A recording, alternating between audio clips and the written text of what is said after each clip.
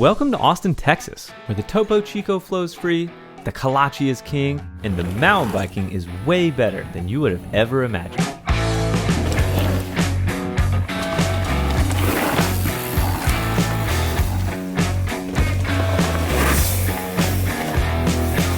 That's right. In case you haven't been paying attention, the Lone Star State has been undergoing somewhat of a mountain bike renaissance period, and right at the heart of this is the state capital, Austin. When most people think of Texas, they probably think of barbecue, cowboys, and big open plains full of livestock. Texas isn't the most voluptuous of states, but Texas is massive. Trust me, I just drove across it. And believe it or not, within the state there are actually quite a bit of mountains, as well as an entire region known for its tall, rugged hills, which is exactly where Austin is located. This is all besides the point though, as we all know it's not about the elevation you have, it's how you use it. Thanks to my YouTube community, Austin found itself on my radar, so during my trip across the country last month, I made a point of stopping to check it out. And man am I happy I did. So halfway down, I kind of just leapfrog off the bike and see a tree and just grab onto it and like Tarzan around it and just walk it out. This is Scott. You all may recognize Scott from Seth's Bike Hacks Dirt Diaries video, in which Seth introduced Scott to the wonderful world of mountain biking. And from what I can tell, he hasn't looked back. Scott may be pretty new to mountain biking, but he has spent the last 10 years of his life in Austin, making him the perfect person to show me around both the town and trails for the next few days. Trails. Let's start there. During my visit, we were able to check out 3 different riding destinations in and around Austin: Flat Creek Ranch, Cat Mountain, and Spider Mountain. Although this is just the tip of the iceberg in terms of trails in the area, each one of them was very unique, very well maintained, and very fun. In my experience, the key to fun is to have trails that are designed and built by actual mountain bikers. Not surprisingly, when left to their own devices, mountain bikers tend to build the stuff that they themselves want to ride. Things like tech lines, jumps, and wooden features. The thing is, in places like national or state forests, builders can't just build whatever they want. Because the land is government owned, building new trails is much more complicated, often with multiple user groups sharing the same land. Thus, the resulting process of getting new trails approved can become laden with bureaucracy and restrictions to building. This isn't the case here though. But why? To understand the trails in Austin, you first need to understand a few things about the land.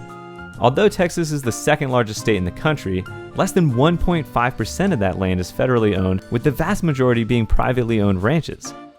This fact may have hindered the trail building in the past, but is also part of the reason that things are working so well now. Unlike in North Carolina, where most of the trails I ride are located in national and state forests, all 3 of the trails I rode in Texas were located on private land that granted dedicated access to mountain bikers and creative freedom to trail builders. The result? Trails built specifically for mountain bikers by mountain bikers, and it showed. As a famous uncle once said, "With great power comes great responsibility." And there is indeed a price to pay for this freedom, as each of the trails I rode followed a pay-to-play format, which charges users for access to ride the trails. Now, I'm sure there are both pros and cons to this format, but I kinda like the idea of directly supporting the trail I frequent the most, and even better, getting to see the direct result of my contribution as it goes right back into trail maintenance and trail building. Take Flat Creek Crossing Ranch for example. To ride there cost me $10, basically a 6-pack. That's not a small amount of money, but without it, there probably wouldn't be this amazing new jump line for Scott, Eric, and I to session all afternoon.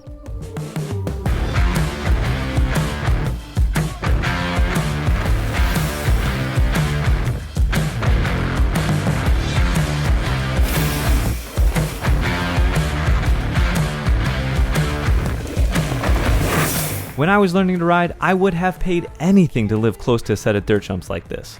Any lingering anguish I had about parting with my cash quickly vanished after a couple hours running laps down this beautifully sculpted jump line. And with the completion of this video, the circle of life begins again. As the word gets out on this new jump line, more people will come to ride it, thus bringing more money in that will then go towards keeping the trails in great shape, as well as starting to plan even more new building. Build fun trails and the riders will come. Build challenging trails and the riders will keep coming back. Go to your right! Ah! That was awesome! My friend Eric has been staring this drop down for a while now, and it keeps him coming back to this same spot in the hopes that eventually he'll have the courage and skill to hit it.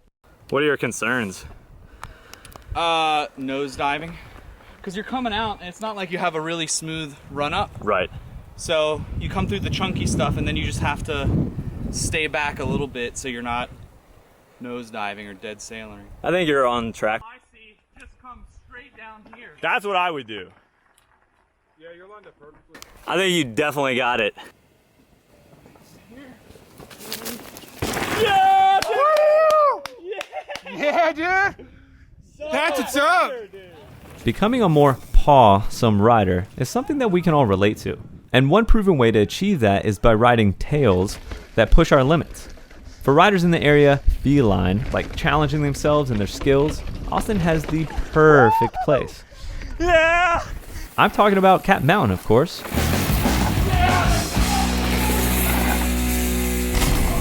Of the places that I rode, Cat Mountain was paws down the most progressive, littered with drops, jumps, formidable wooden features, and super steep rowdy descents. Oh my God, yeah. This place will undoubtedly leave many thinking, are you kidding me?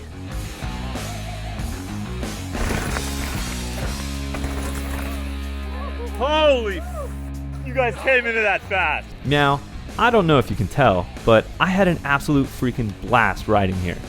I mean, just listen to these beautiful sounds of pure stoke from our ride.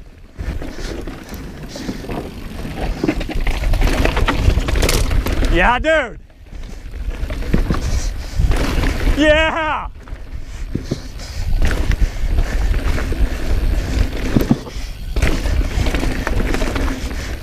Yeah, bud.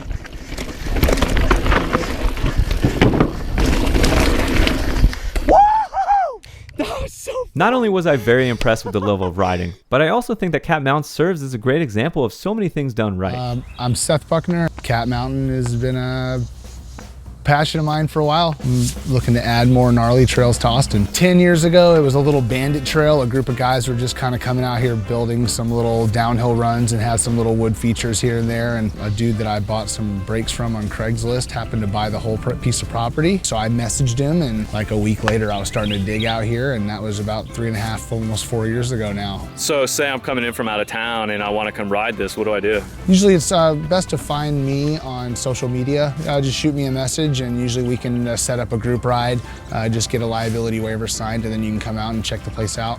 What's your favorite thing about the Austin riding community? Oh man, it's just a bunch of really cool dudes. Everybody's just super hospitable and welcoming, and just everybody wants to have fun together pretty much, you know?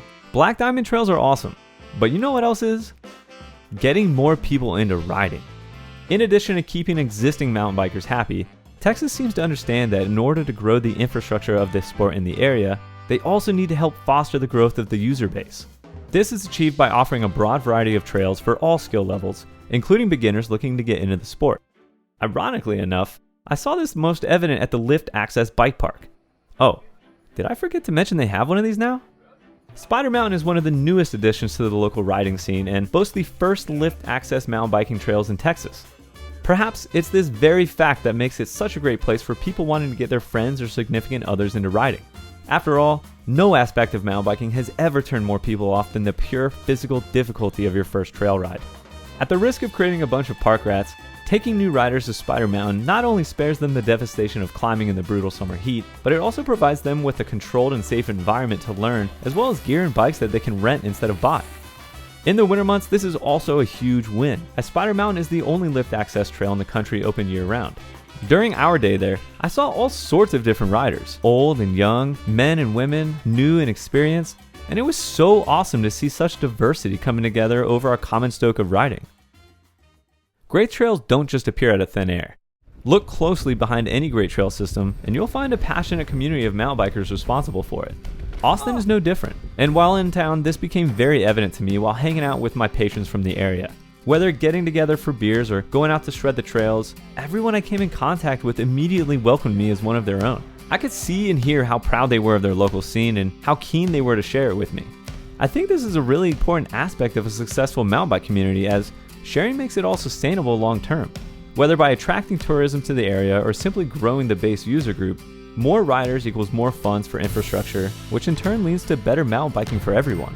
The Texas mountain bike community seems to understand this, and it's exactly this sort of hospitality and welcoming attitude towards absolute strangers, all brought together through something as simple as riding a bike, that makes me certain mountain biking will continue to thrive here.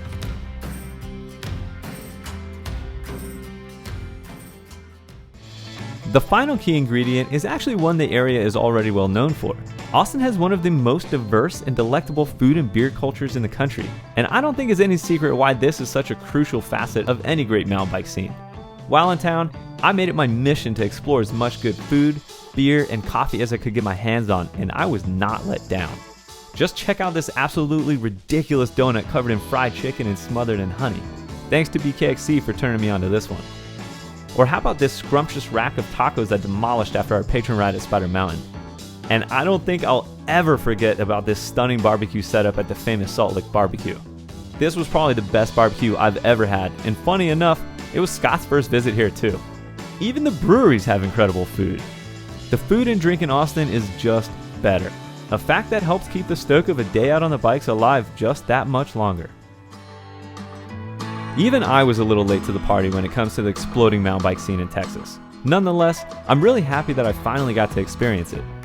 Although I'm not sure when I'll get to visit next, one thing I do know for certain is this thriving mountain bike scene is finally getting the attention it deserves, and I don't see it slowing down anytime soon. So what about you? What do you think are the key ingredients to a successful mountain bike scene? Did I miss any? Let me know in the comments below. Thank you all for watching. I really hope you enjoyed this video, as I sure enjoyed creating it. Finally, I want to give a massive shout out to all my patrons that help give me the freedom to continue upping my video quality and style. I hope you guys are all enjoying the raw ride videos that came out of my Texas trip. That's it for today, and until I see you guys next time, you know what to do. Live free, ride hard, and get stoked.